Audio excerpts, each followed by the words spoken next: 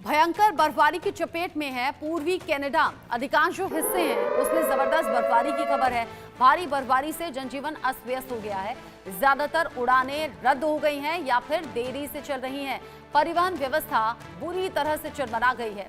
पूर्वी कनाडा के जो ज्यादातर हिस्से हैं वहां पर जबरदस्त बर्फबारी हुई है और यातायात पूरी तरह से ठप हो गया है, रुक गया है।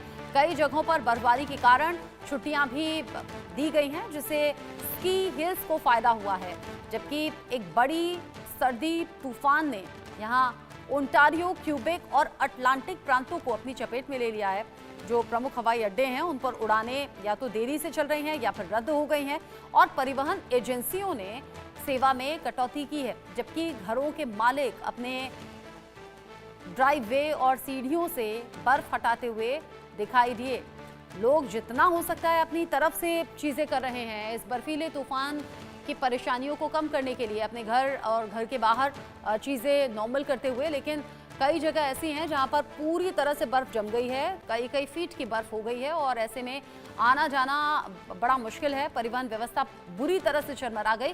भयंकर ये बर्फबारी हो रही है और पूर्वी कनाडा पूरी तरह से इस बर्फीले तूफान की चपेट में आ गया है। आप देखिए गाड़ियों पर बर्फ जमी है, घर की छतों पर बर्फ है, दरवाजा खोलने के लिए स्पेस नहीं है क्योंकि दरवाजे पर पूरी तरह से कई फीट तक बर्फ जम गई है।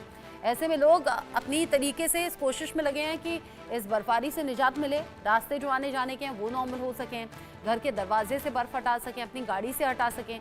लेकिन इतनी ज़्यादा ये बर्फबारी, बर्फीले तूफान की वजह से जो परेशानी है वो लोगों को परेशान किए हुए हैं।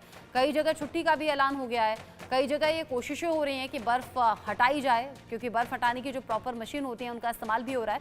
लेकिन अभी राहत मिलती हुई इस मौसम में नहीं दिख रही है। इसी खबर के साथ छोटा सा ब्रेक यहाँ पर ले रहे हैं, लौटेंगे।